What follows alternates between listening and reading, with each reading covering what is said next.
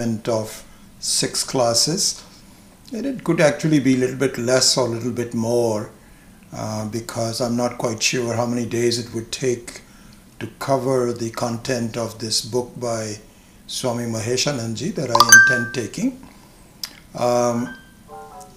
So it would be good to do it in a short amount of time because I think, as you know, we are all in the same situation. We are all in our homes and we have more time on our hands, and certainly we are highly preoccupied with this very dangerous situation around the world. And so any time that we can take to discuss that, it would be good. So let me start with a small prayer, and then we will start the class itself. Om Sahana Vavatu Sahanau Bhunaktu Sahaviryam Karavavahai Tejasvinavadhitamastu ma vidvishavahai. Om Shanti Shanti Shanti.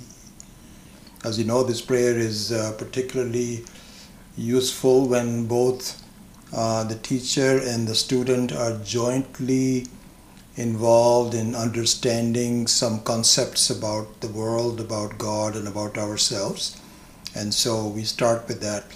I was going to play that mantra by Swami Omkarananda, but I couldn't find it. I guess it has been deleted from my WhatsApp group, so apologize for that. But in any case, let me start with some words and some thoughts about coronavirus that I have and just tell you about what my ideas are. So, I'm reminded about a Puranic story, and I used to remember the exact name of this person who was a great bhakta of Shiva. So Shiva is Ishvara, and Ishvara is non-different from our own selves, as Vedantists know. And so he was a great bhakta, and he was really doing a lot of puja to Shiva. And one day he was sitting very close to the Shiva Linga where he was doing his puja. And for whatever reason, his time for the end of the life came.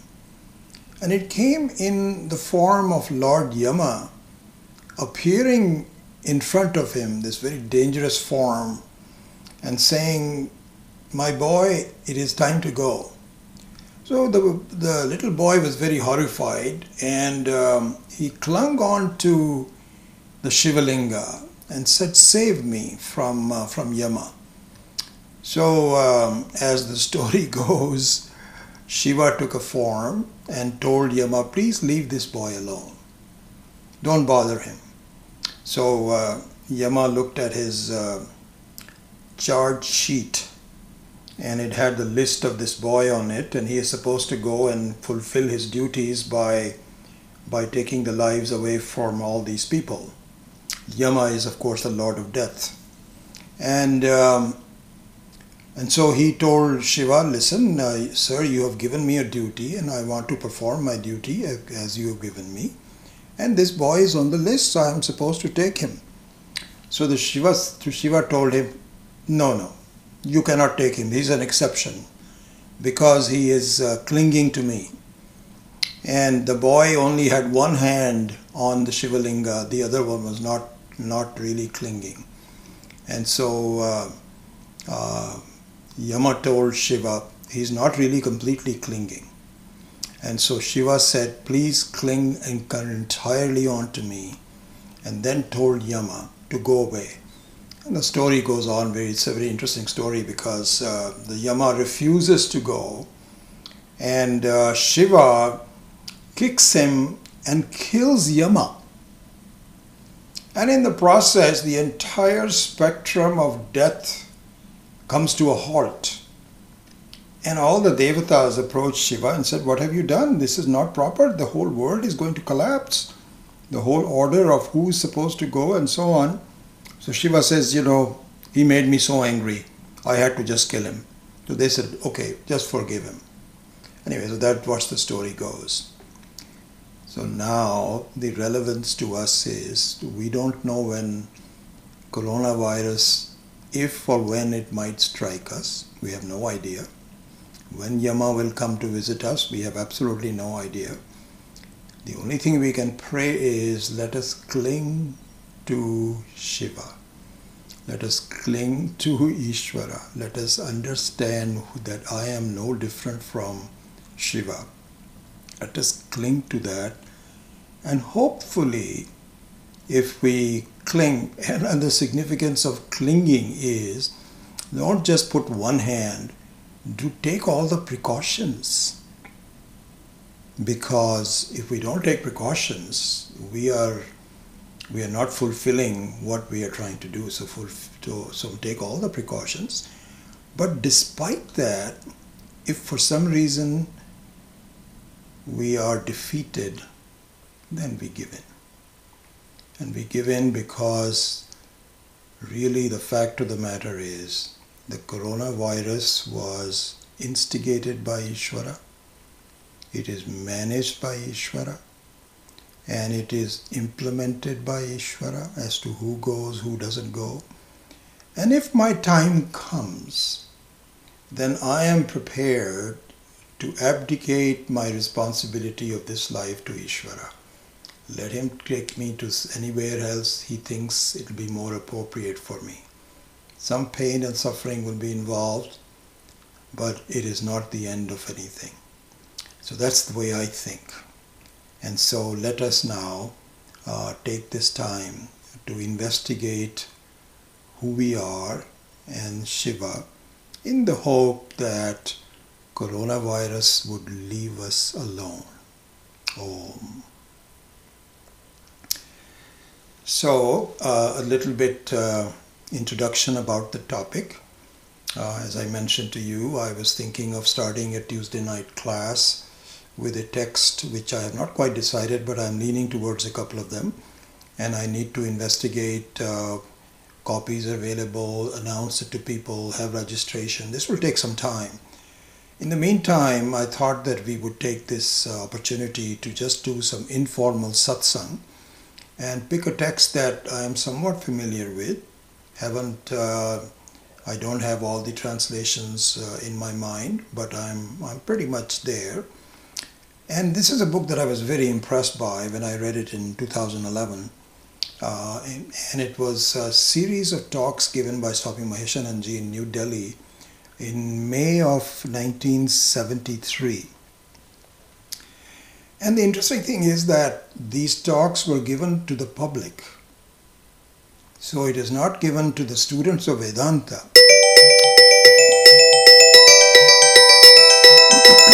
Let me see. Chola is calling. Yes, Chola? Aren't you online? I am.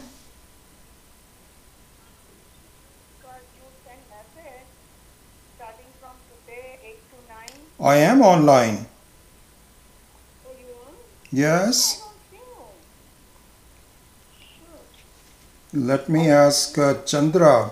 I'll hang up and ask Chandra if the class is going on. I'm assuming it is going on. Because Zarina is not getting you. I'm not getting you, so I don't know what's going on. Okay, let me ask Chandra. Correct? Let me ask Chandra. I'll hang up. Okay, thank you.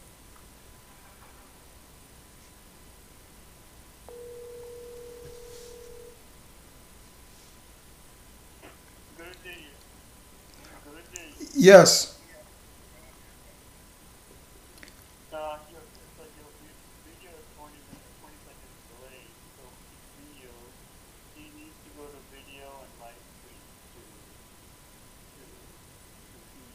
But everything else is going on okay, right? Okay, all right. Then that's what I was worried about. Okay, thank you so much. Okay, bye-bye. So things are okay. Chola thought that there is no broadcast, and I was a little worried that perhaps I have not taken all the steps. I'm still learning, but Chandra assures me that I am online, so everything is okay. So Swamiji taught this to the public, not to the Vedanta students. And so what it means is that he takes a broader view of life, its problems, its progress, and preparing ourselves for a life of Vedantic studies. So we don't go in much into depth into Vedanta, but just about the life in general. And I think you'll find it complementary to what we are doing, and it'll be interesting. Let us see how you appreciate it. I certainly liked it a lot, so I thought I'll pick that in these 6 classes. It's a highly structured, excellent advice for a happy life. You know, in some cases, Swami Dayanandji, Swami Viditatmanandaji, and I believe Swami Tattvavidarandaji also, have given talks on what constitutes success in life. And I think that topic is very similar to what we are doing here. They may use different examples, they might have different approaches of voting. But it'll be freshening to see what Swami Maheshananji, who I respect a lot, has to say about this. Okay, so just a brief introduction to it. There are 7 chapters of this book. This book, written in Hindi, is called Vyaktitva Ka Vikas.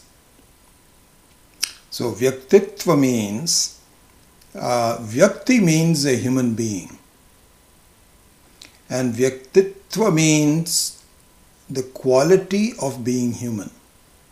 So it's interesting that Ishvara has made different things to have different personalities. Like, for example, the personality of a rose, the personality of vegetables, the personality of human beings, of devatas, are all designed very carefully with an end in view for each one of them. This is what we're going to talk about. So this is what is called Vikas. So Vikas means a full development. Each one of the things has a full development. I would even call it full blooming. Certainly is very appropriate when you're talking about fruits and vegetables, blooming. The word blooming for human beings may not apply just exactly the same, but it really is the same. It's called development. What is the full development of a human being? This is what we are going to investigate in these 6 classes. So Vyaktitva Ka Vikas means really the fulfillment of the potential of the human being. This is what it is all about. 7 different chapters, and they are: the first chapter is the significance of manifestation of humanness and full development. So let us understand what does it mean. In fact, today that's all we are going to do, the first chapter. I went through that today, took some notes, and that's what I'm going to go through today. The second chapter is the manifestation of the self, of the Atma, number 2. The third chapter is called the first stage of the manifestation, called me, who I am as a person. As a personality rather, not even as a person, but as a personality. Each one of us mixed together, person and personality. Anyway, the visible me. So this is the first stage of development. Then the next chapter, number 4, in this Sanskritam is called Vratam. And Vratam means resolution, resolve. All these things are interconnected. It will become very clear as we go through. The 5th one is resistance, blockages, problems. and some advice on how to tackle them. Number 5. Number 6 is defining the true definition of destination. What is the destination? And the 7th one is reaching freedom. And that is how the book ends. It doesn't talk much about, as some of us have studied, about what the definition of freedom is, but this will be an introduction to freedom. So these are the 7 chapters, and now let us begin the analysis of each one of these 7 chapters, starting with number 1. And the first chapter is Vyaktitvam and Vikasa definition. This is the chapter, just the 2 main points, and very important points. So he spends a lot of time, a full chapter actually, on discussing what is humanness and what is the full development of the humanness means. This is the first chapter. So in discussing that, he says how we recognize humanness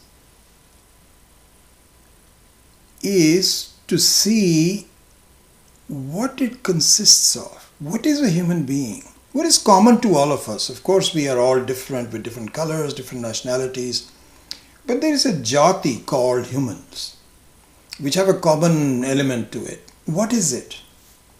What is that humanness?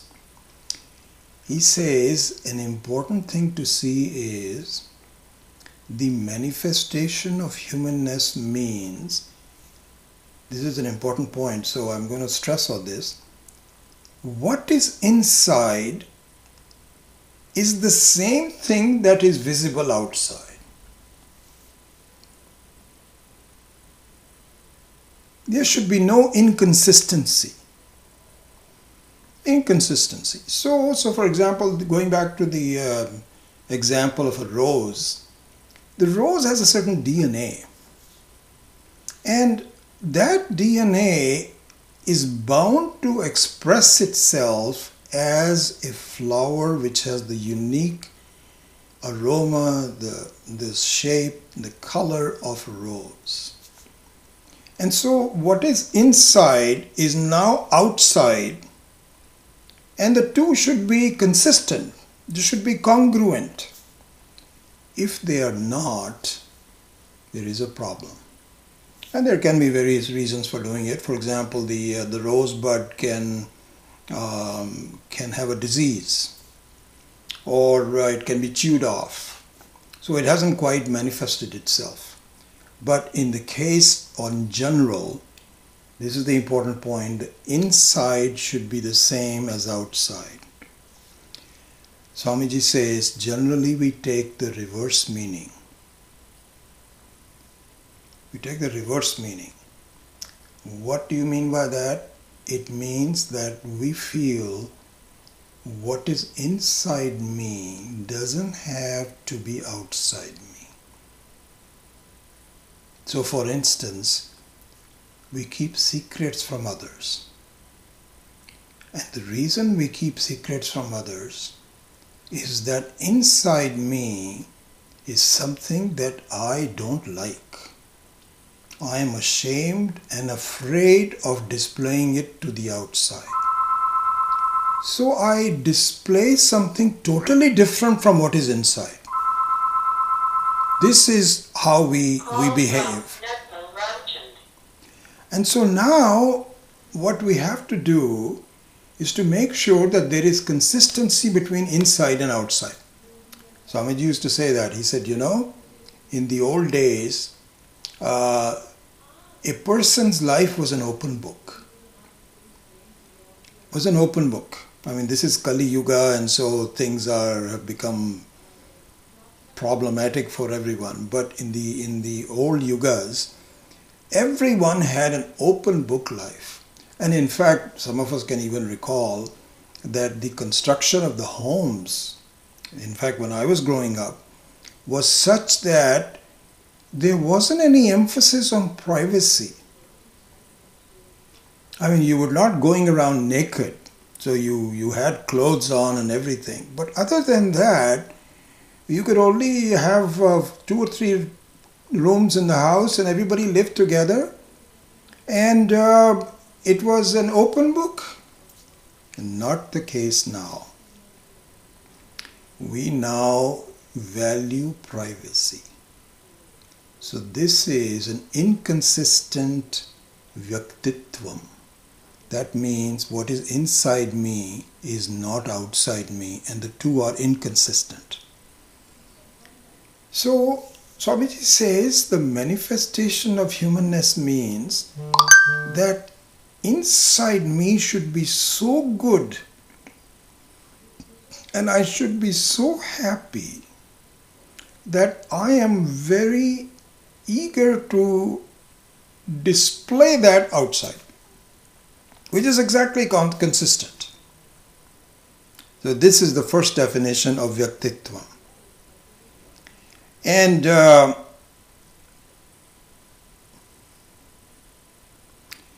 so in this book, in this text, we will gradually think about putting attention. I'm reading some of the notes that I made earlier, making sure that what is visible outside is indeed consistent with what is inside me, and there is a sense of completeness inside me that I'm happy to display outside of me.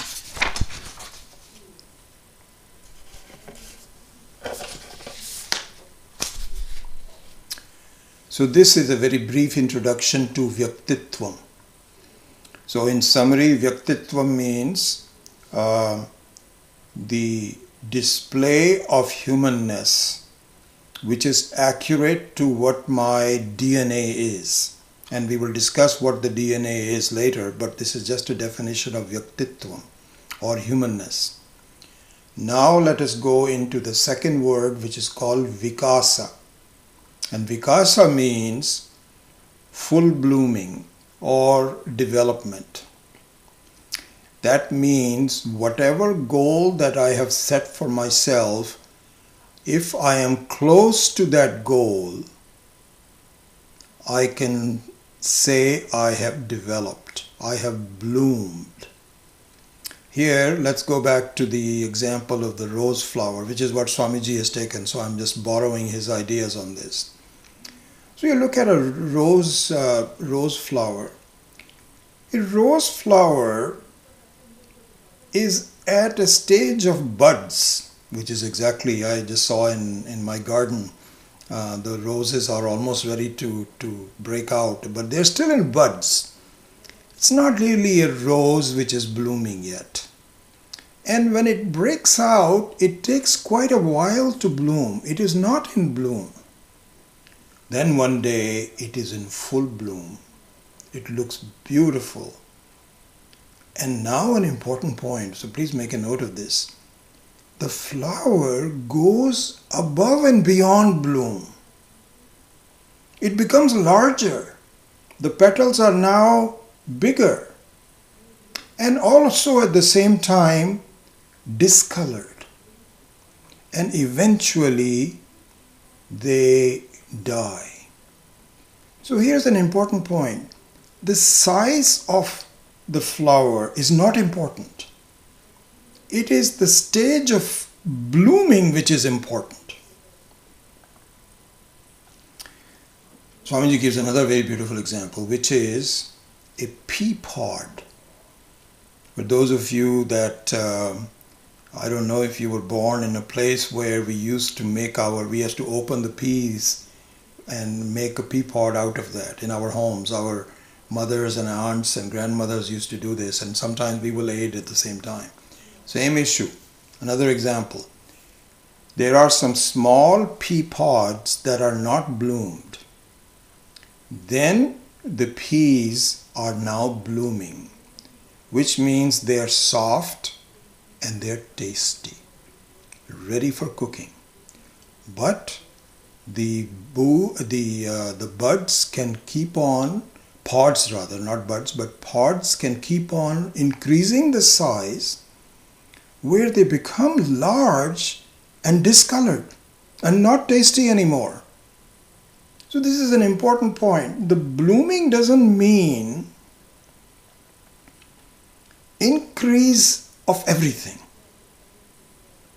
This is an important point to see, because if we look for goals in our, as a human being, as in our lives, sometimes we are uncertain about how big we should be. How much money should we have? How much influence, how much power should we have? And we haven't really thought about it very much unless you start thinking about the vikasa. What is the stage of vikasa? And we will discuss it. It is certainly not more money, because more money, after you need some money for blooming, but beyond that it creates problems. Similarly, beyond that, your fame and power creates problems. So the aim should not be the maximization of each one of these factors, but to understand what blooming really means, when to stop. And that we will discuss.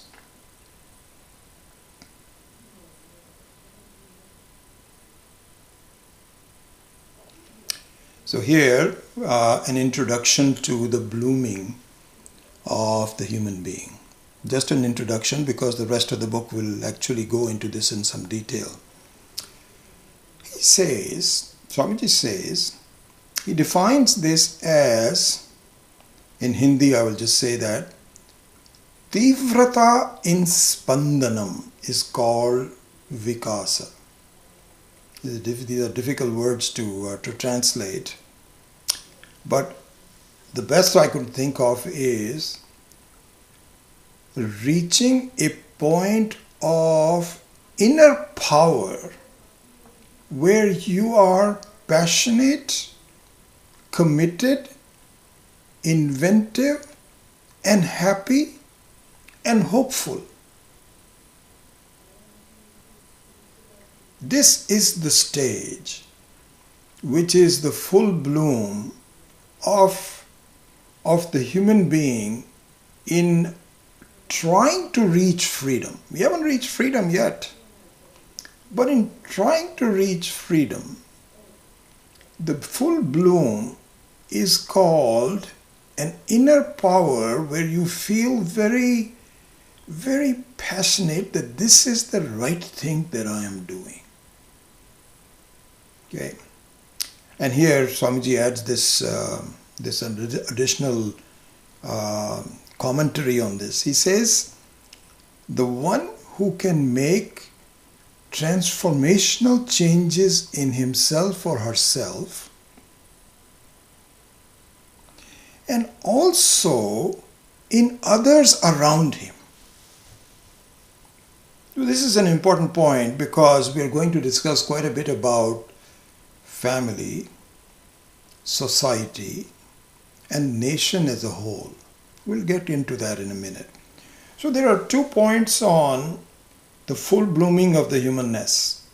One is an idea that I really want to transform my life. I am really very interested in doing that.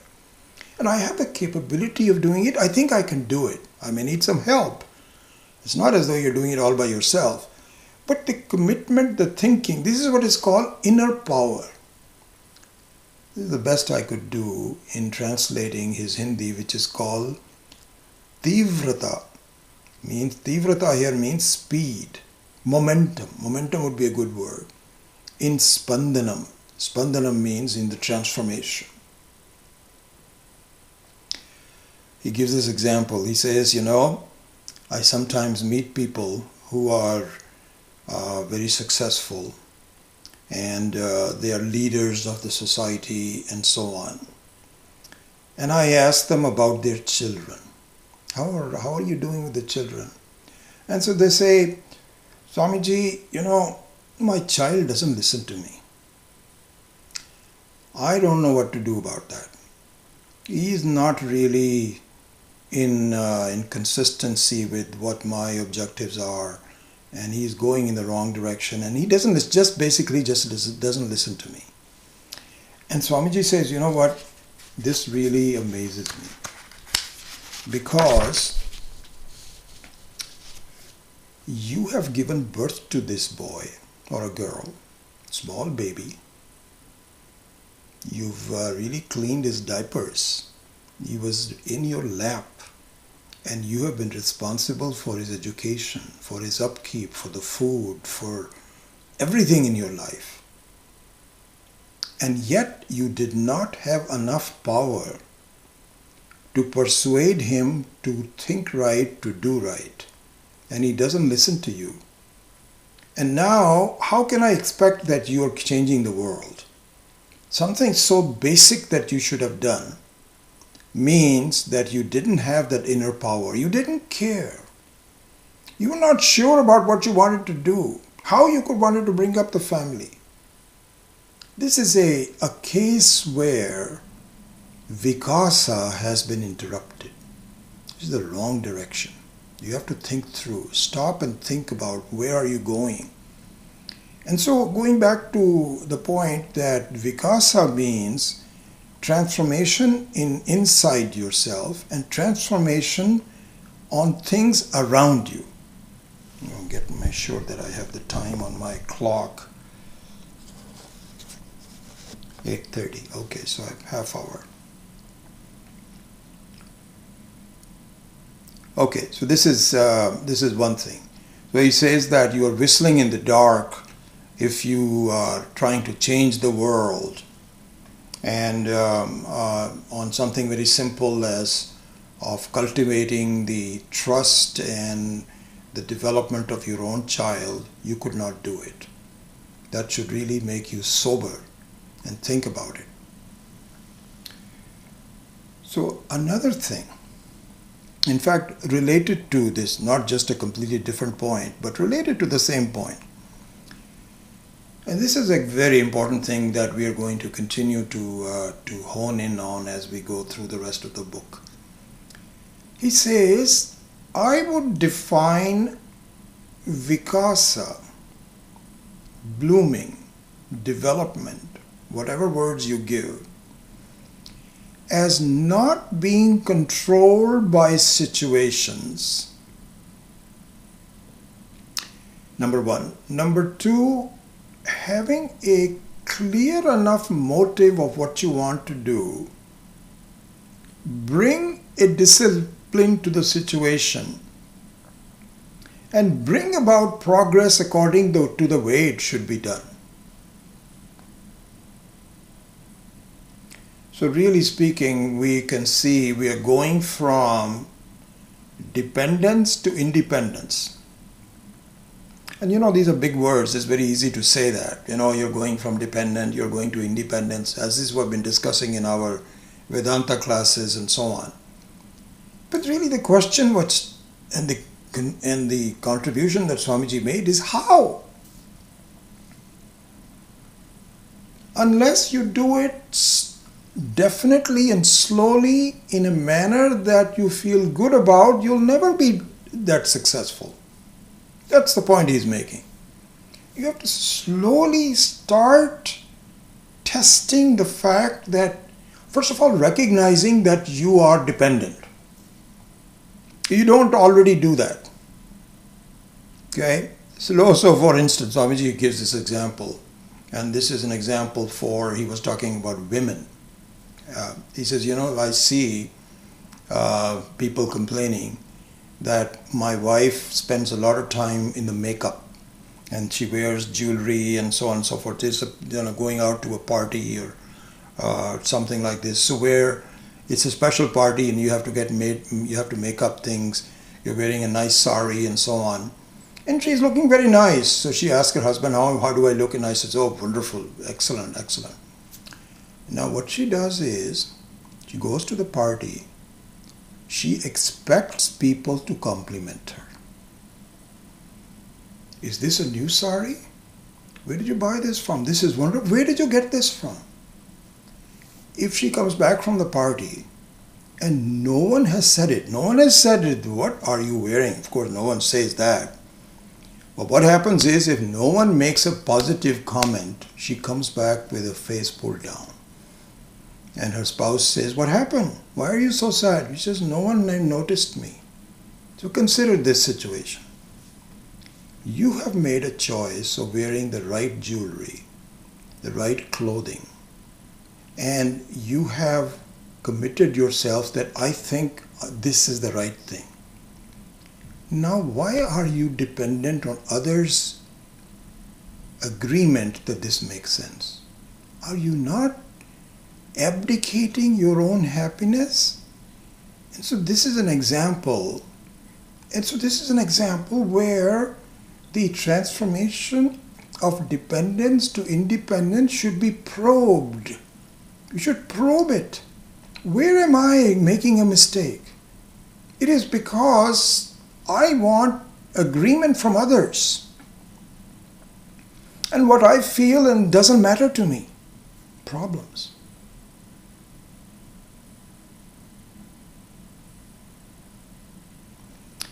So here Swamiji ends this small section by saying,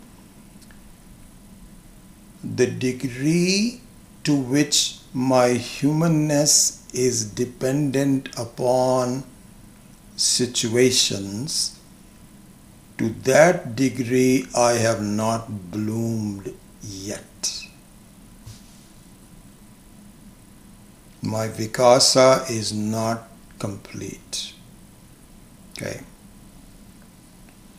Swamiji says, sometimes people say, but Swamiji, what can we do? You have to really listen to the people and you have to respond what they want and so on and so forth. Swamiji says, I find that very strange. He gives an example. He says, supposing you are a math teacher.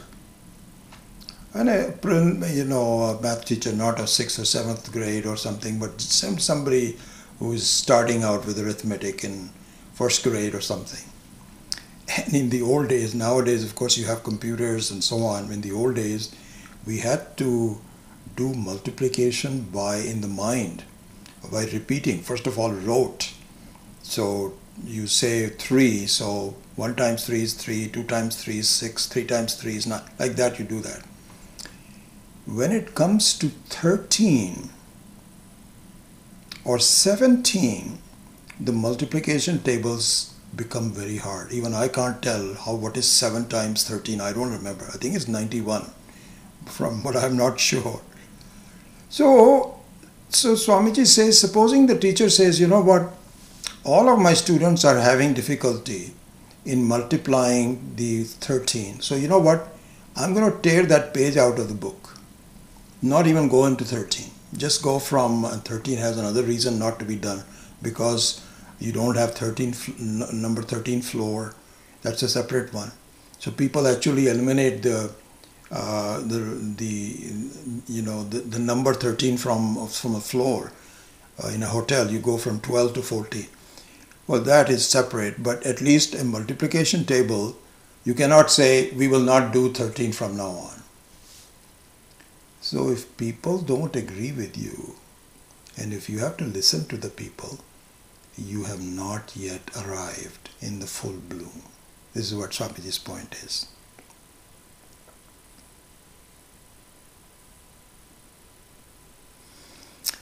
So he says, inside a home,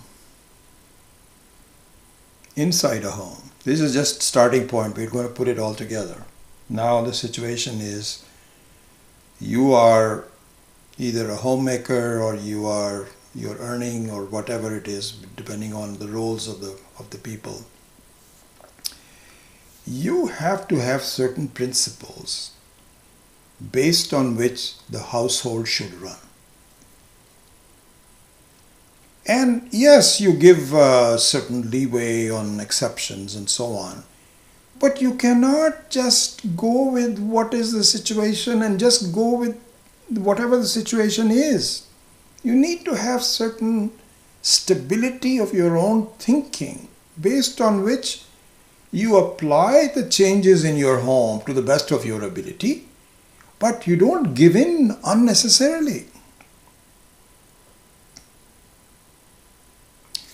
So another definition he gives of vikasa, we are now at the point of vikasa, okay, is Number one, ascertaining the right goal. And to have the discipline to attain it yourself and to assist others to attain it as well. And he says every situation is different. He gives a very beautiful example. He says, supposing there is a mother that takes it's a vegetarian mother, by the way.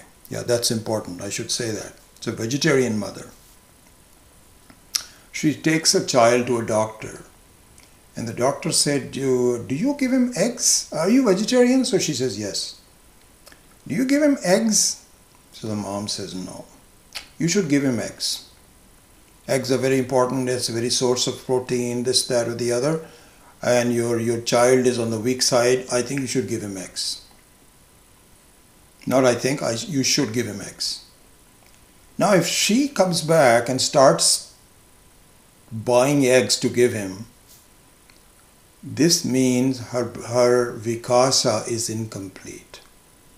Instead, she should think, shouldn't be a homemade cheese, the Indian paneer.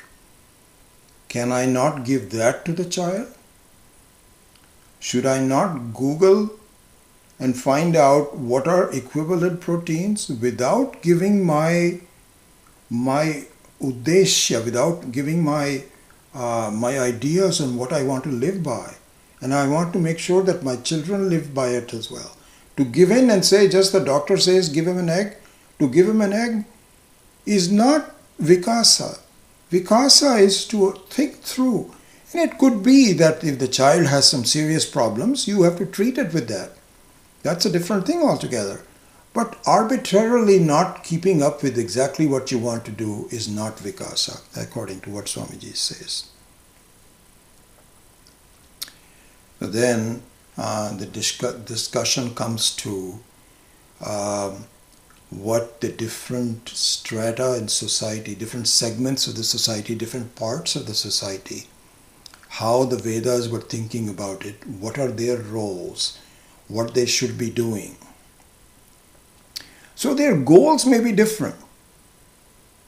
Their goals may be different, but the methods employed in terms of the internal power and consistency should be the same. These are the points we're going to discuss. So in the case of the household, the goals of a housewife or whoever is doing these days, you can have the male be doing it, are completely different. That is to run the household, having food ready, nutritious food, etc., everything clean is the goal of the person who is keeping track of the home.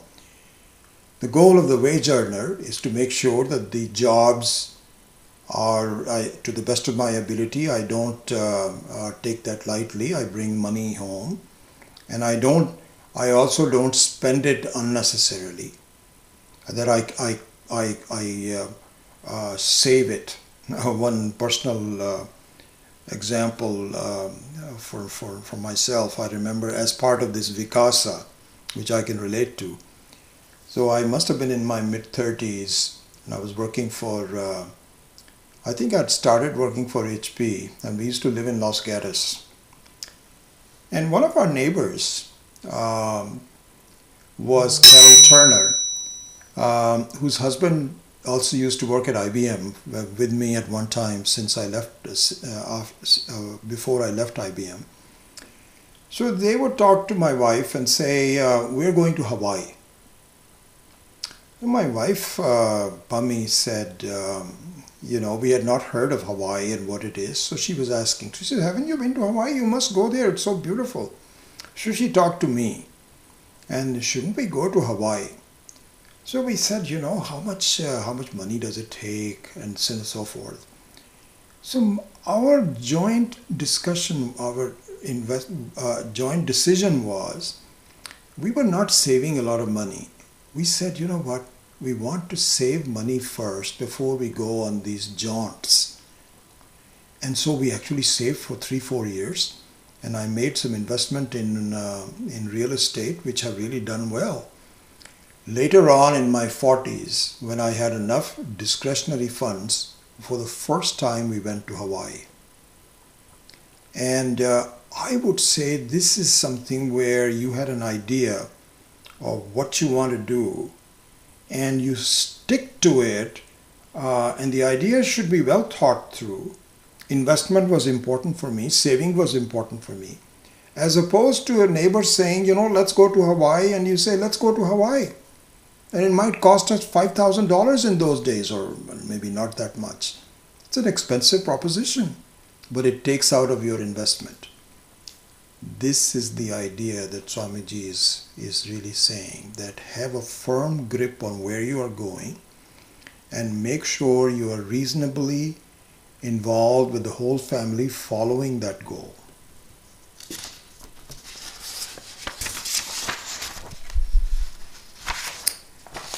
Now we extend this idea of a goal, because the vikasa, the full fulfillment of the blooming, as you know, we've already discussed that, is having a clear idea, what is the goal, and then sticking to it. So the next question is it possible, is it proper to think of a goal for the entire humanity? You can say this is for your individual, but you are a part of the humanity. Give us some ideas about the issues that come up with respect to you and the nation or the society. Is it possible to think of a goal for the entire humanity?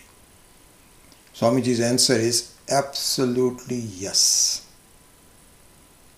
It is possible for each segment of the society to have their own individual goals, provided you maintain two common elements in attaining them. This is his advice. And what are they? Now let's look into that. So the two common elements that he recommends that all segments of the society, no matter what their goals are, so the goals of the very learned ones, like Brahmins, and in the modern way, the scientists and the researchers, are different. They don't worry about the money, but they want to do the right research. The goal of a businessman is different. He wants to make money. So the goals are all different. There are no problems. They should be different. But there should be some commonality that brings them together. What are those? There are two according to Swamiji. One is called tapas and the other one is called swadhyaya.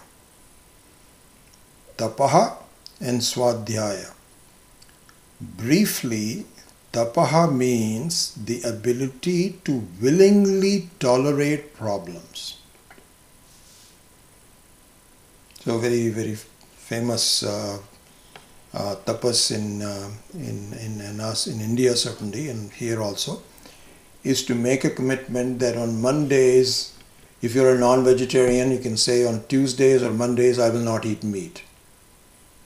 This is called tapas. Ekadashi. I will not have any food for the whole day except with fruits in the evening. Tapas. So here doesn't mean that hunger is not tapas, because that was not willingly done, but willingly being hungry is tapas. So this is the first one. Swadhyaya means a study, a deep study of what your segment means, what status in society means, and how to improve your situation by studying it. Swadhyaya.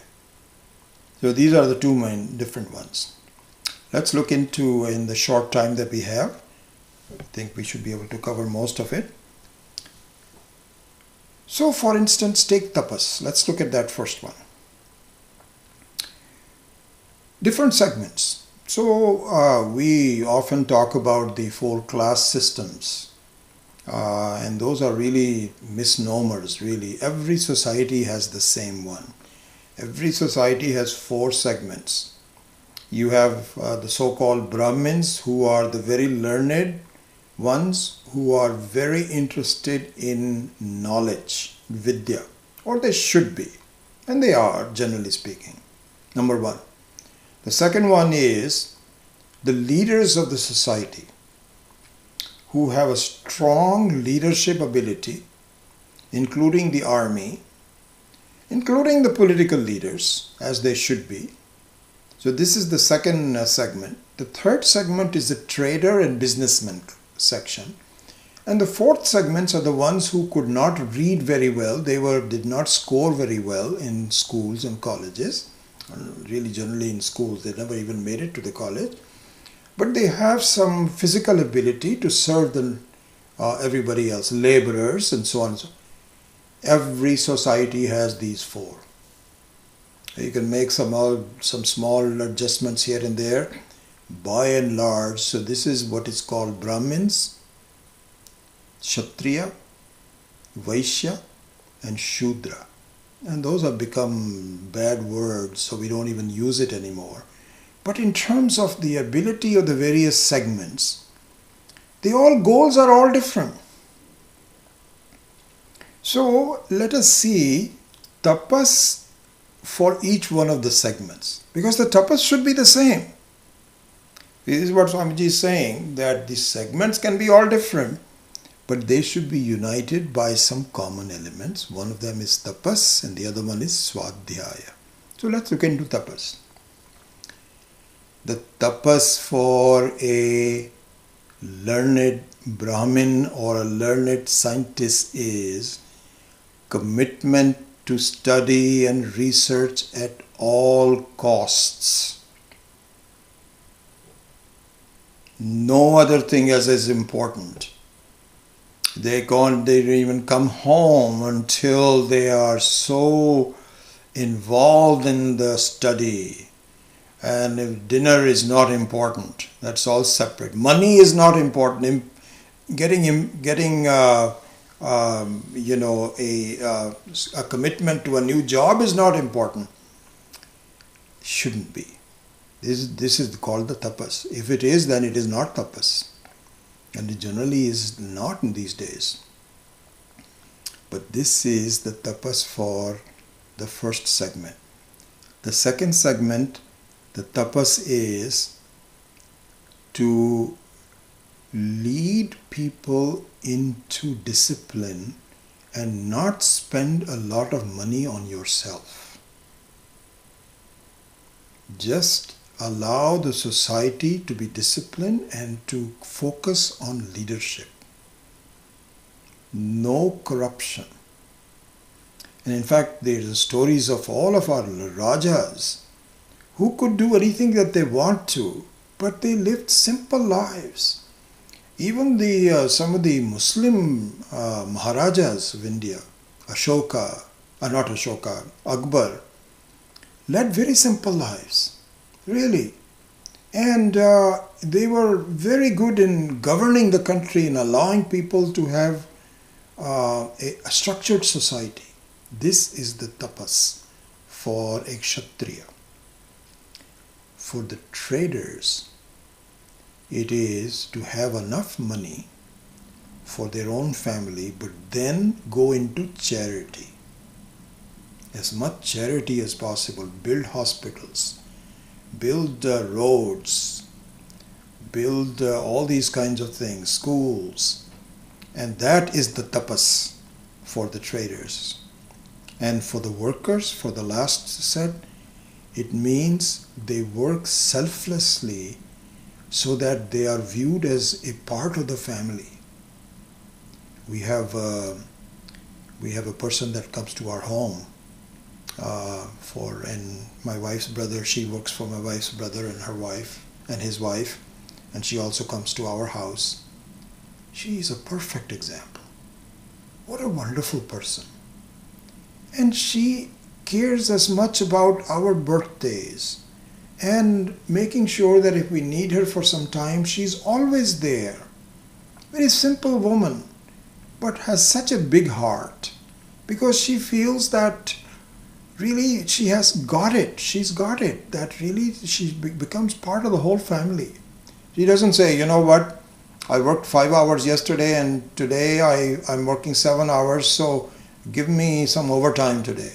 She doesn't ask for that. We actually do it. If somebody calls her for a weekend party or something like this, we give her some extra money. Beautiful. And in my own life, our household worker Chintamani, my mother would go to sleep when I had asthma attacks when I was so young. But Chintamani would stay awake. She'll say, Bahanji, aap so jaiye, aap please sleep, I'll take care of him. He served me so well. This is the tapas of the worker family, or the worker segment rather. Let me see.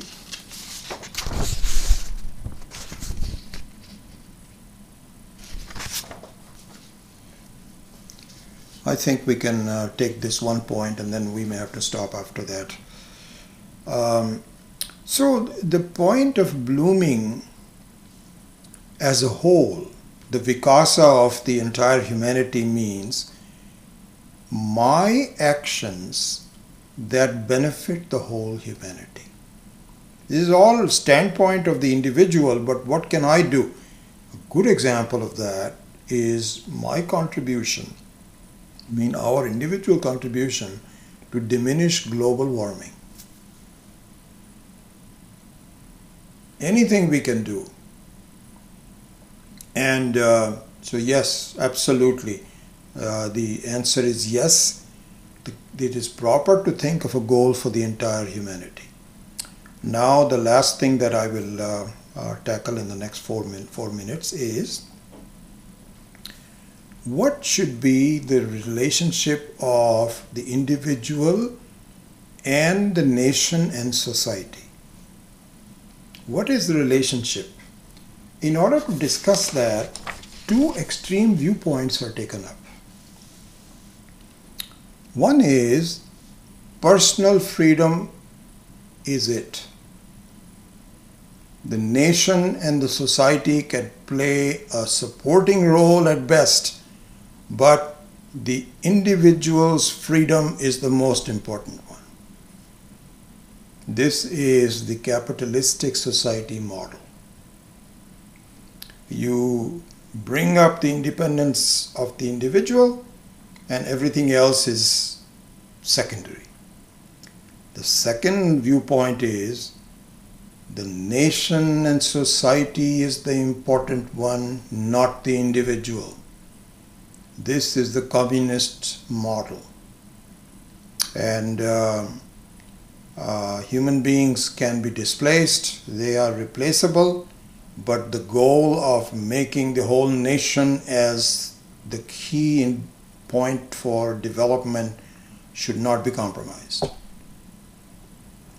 So Swamiji raises this question and said, I wonder what the Vedas' view is on these two.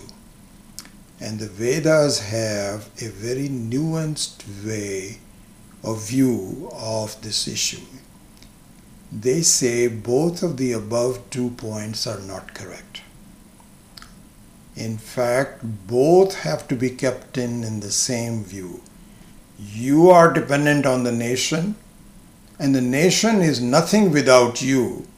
And so your and the nation's goals have to be synchronous. And as the development of the individual grows, there is increasing congruence with others. You have oneness with, you look at coronavirus. Here, our sympathy is with the whole world. It is not just the Italians are suffering and I am not, and this, that, or the other. Really, everyone is in this together. And I hope that this continues. Even after this scourge is removed, this coronavirus is conquered, I hope that this kind of congruence between the various nations and so on continues. This is the view. Here I'll end with an example that Swami Dayanandji once gave, a very beautiful example. He said, sometimes when you are multitasking and you're eating very quickly, you are reading something while you're also chewing and so on, your teeth bite the tongue hard, painfully. Now, the teeth are completely separate. The role of the teeth is completely different from the role of the tongue. They are like two different segments of the body, and one attacks the other. What do? You don't take a hammer out and take your teeth out and say, "What the heck did you do? I'm going to just remove you." You don't do that. What you do is and say, "Oops. Oh my God, how did that happen?" Be careful, teeth. Be careful, tongue. It really means be careful, myself. So there is oneness in the various views of the segments, even though their roles are very different. And in the Vedantic view, we can end with this now. As a Jivan Mukta, he does not see any difference between others and his own, her or his own body. They are all pretty much the same. My responsibilities to the family are different than my responsibility to the others. Yes, there are differences. I cannot take care of everybody. But in terms of viewing who I am and what my relationship it is very similar. So, in summary, we have covered three things today. One is, humanness is what manifests as an expression. There is no humanness until I can see something that tells me you are human. In the sense that suppose you may be a human being, but you act as an animal. You are not a human being. That means there is some non-congruence between inside and outside. So, Vyaktitvam means, the truth of Vyaktitvam is that your manifestation as an expression is consistent with you. This is number one. Secondly, if there is inconsistency between what is inside and outside, like hiding, it creates inner tension and outside tension. You don't know who you are. You have a split personality. Something is inside, something is outside, and the two of them are different. Here's the number two. And number three, and the last one is, for full blooming, and this is what we are going to spend a lot of time from now on. It is essential to have a well thought through goal, and in order to reach the goal, increase the inner power, which means commitment, passion, inventiveness, and joy. And and also to put more attention to your own independence as opposed to fully dependent on the outside factors. So in the next class, we will give some thoughts on how to increase this inner power and to improve the development. So it's good that in 1 hour I was able to finish the one chapter, and it is according to what I was expecting. And I hope I didn't spend too much time on anyone and didn't go too fast for you. So with that, I close today. We will meet again tomorrow at the same time at 8 p.m. Pacific time, and we'll continue with this discussion. So I'll just take a small prayer, and then hopefully I will be able to tune into the chat window and see if you have any questions, and I'll be happy to answer that as long as you are there. Om Asato Ma Satkamaya Tamaso Ma Jyotirgamaya Mrityor Ma Amritam Gamaya Om Purnamadav Purnamidam Purnat Purnamudachyate Purnasya Purnamadaya Purnamevavashishyate. Om Shanti Shanti Shanti. Harihi Om. Shri Gurubhyo Namaha. Harihi Om. Okay, let us see if I can bring my laptop here, as Raj and Chandra were telling me.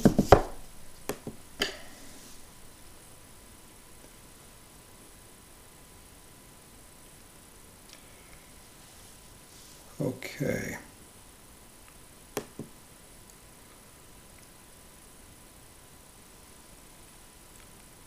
All right. So I see the chat window on the right.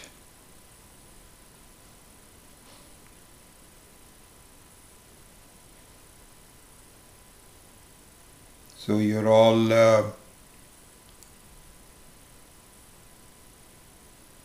commenting that it was good. I don't see any question per se.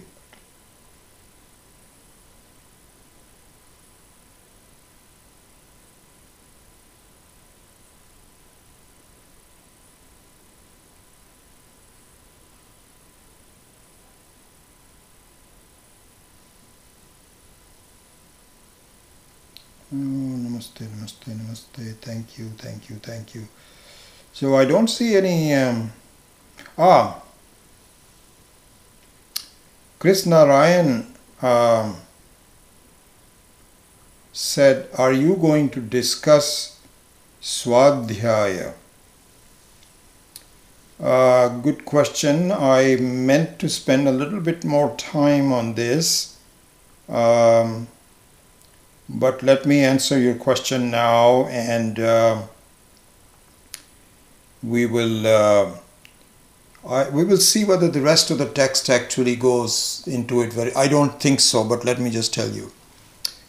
What this first chapter said, what Swamiji said in the first chapter is that our Vedas are not just focused on the very top. No. Vedanta is, generally speaking, Vedanta is focused on, so as you know, there are, and our Vedas discussed it very extensively. So they actually divide the type of students into 3 portions. What is called Uttama Adhikari, a superior qualified person. Madhyama Adhikari, which means a middling qualified person, and Adhama Adhikari, which means unqualified. So it discusses it very extensively and very consistently across the various books that you read.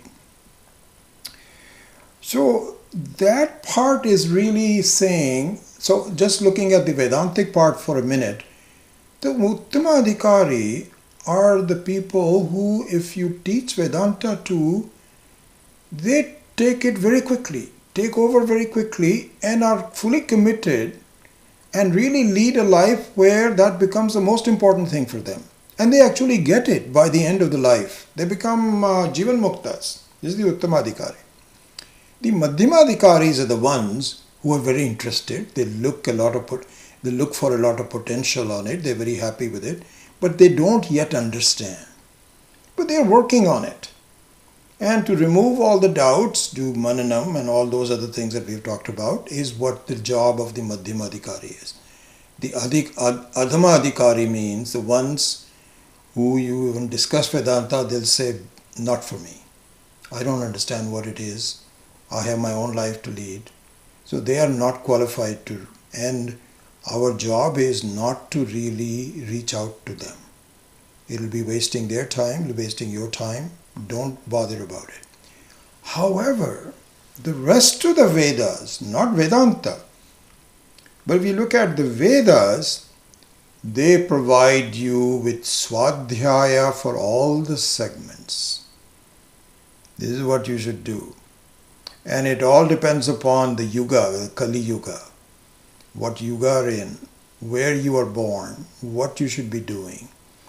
And so, for example, japa is for everyone. If you do japa, just chanting, Ramanama, Krishna and all that, whether you are Shudra or you are Vaishya, it is good for you. Then for Vaishyas, there are some more things that I talked about. Regardless of all this, Swadhyaya means for my segment. So for example, to take the lowest one, which is unread, has not even gone into high school, has not even passed high school. Yes, there are things you can do to prepare yourself for a study of the truth about life. You can use some simple books, you can do chanting, etc. Yes, similarly for the other segments also. So Narayan, the answer is yes. The Swadhyaya is available for all of them and should be done. That should be common to all of them. And I think I would close it by saying another way to look at Swadhyaya, I think this is a better way to look at it than what I have described, is to learn how to be good given your situation.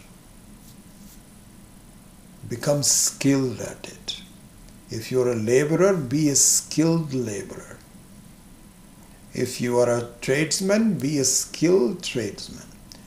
Then do tapas. If you do those two things, you have as good a chance of reaching the end as anyone else. That would be my answer. Okay. I think that's all the questions that I had. You're happy to, as we progress further, please ask your questions. And with that, I say goodbye to you and thank you for watching, and we'll see you tomorrow. Hari Om.